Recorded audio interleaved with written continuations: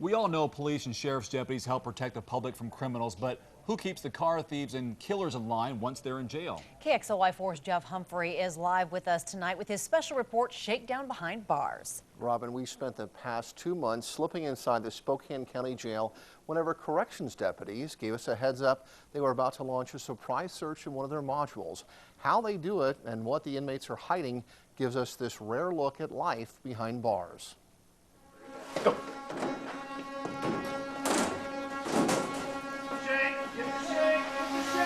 They are specially equipped, Get down! trained to work in hostile environments, Caution, get up on your knees. and create fear even in the minds of Spokane's most notorious criminals. Come to the door and cuff up. The corrections response team is the jail's version of SWAT, and today suited up to search inmates and their cells for contraband. Pull them out, strip search them, put them back in the room like we did on 4 West and 6 West. Sergeant R.D. Smith is the team's leader and concerned about the discovery of a makeshift rope on the jail's 5th floor. This is a damn long fishing line. Who knows what else they might have up there. Is the rope, made from torn bed sheets, a weapon or part of a pending escape? The jail's commander orders CRT to get some answers. I want to find stuff like lighters, matches, any potential shanks. Come to the door, cuff up, pull your jumpsuit up. Inmates are taken out of their cells in handcuffs and marched to the shower, where their clothing and their bodies searched. Bend far over at the waist. Spread your cheeks. How far twice. Mr. Kanata, you know what this is all about? Chris Kanata is suspected of braiding together the rope that has triggered a 2-day lockdown. So, what was with the rope you had?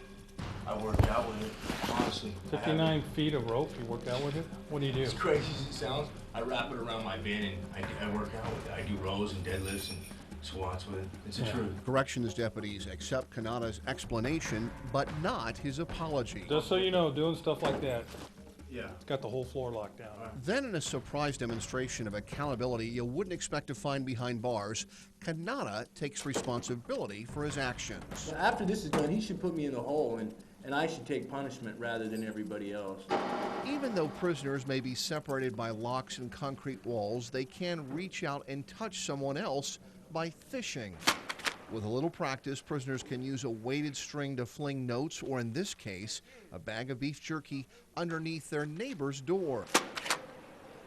Our photographer caught the fishing on camera during a search of Nick Caution's cell and others here on 6 West, but Caution denied any involvement. Man, I don't know where that came from. It's not mine. As corrections deputies toss Caution's fishing line, the longtime Spokane crook complains to Sergeant Smith that CRT officers have thrown his pencil in the toilet. What am I supposed to write with? I don't have to write with or nothing. All right, we'll get you a pencil. Smith tries to calm Caution, but the inmate then insults the sergeant. Well, as soon as I walked off, he called me a punk, and I heard that. And that's verbal abuse. Any type of disrespect towards staff is considered a major infraction. Is he refusing? Going to 6 East is where you're going, and you need to do what I'm telling you to do. Caution has now argued his way into a trip to the hole and makes matters worse by refusing to cuff up. Turn around, get on your knees, lay down on your stomach, face the back of your cell. When inmates won't leave their cell voluntarily, corrections deputies do something called an extraction. Get on the ground! Get on the ground! It's kind of a well-coordinated dog pile, and Nick Caution is on the bottom. What cell are we putting him in? Caution is then carried to the special confinement unit, his arms and legs cuffed or tied in painful positions. But deputies say when verbal commands fail, brute force keeps the jail from spiraling out of control. Team 1, 2, incident command, we're ready to roll. The corrections response team faces an even tougher assignment when tasked with shaking down the Geiger Corrections Center. It's been 1.5 years since these old Army barracks were searched, and while razor wire keeps inmates in, it's much harder to keep contraband out. Because it's not a hardened facility like the jail. They're in a group rooms, 6 to 8 in a room. There's no doors on their rooms. 208, 210. That means inmates can't be locked in their cells during the shakedown, so corrections deputies have to take all of them out at the same time. You've got to be kidding me. Prisoners aren't happy about the hour or the rain, and those who refuse the early morning roust get a CRT wake-up call. Attitude, and we've had a few of those. Step to the side. requested that he be taken down to county. We've had to take to our transport van because of their attitude. We ain't playing no games out here today.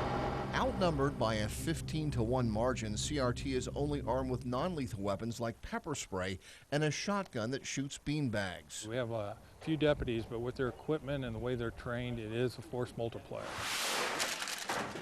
Inside, corrections deputies begin their search. Hidden behind this heater, they find a razor.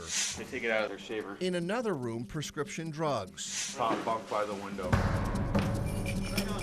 Inmates cut off from their daily fix because they've just been locked up struggle with their sudden sobriety. As far as we know, she was doing methamphetamines out on the streets. This woman's withdrawal has left her heart racing and her mind clouded with delusions. We're going to put you in a restraint chair for your safety. You need to comply. Sit down, ma'am. Have a seat. Once she's strapped down and her vitals taken, a jail nurse realizes their new prisoner is in bad shape. Bill the CCR. Let's have a code ambulance come to the hospital. Hospital excited delirium. For Jesus, I love you. They do not make me weak. Ongoing training helps corrections officers better recognize medical and mental health problems. But in an overcrowded, understaffed jail, this one inmate's issues have affected the entire operation. We're backing up traffic down in the booking area. We're stopping our commissary, where all of our transports are delayed. An elevator on due. Our job is to make sure they're safe and secure until they get to the courts and they go through the process. If we can do that, we've done our job.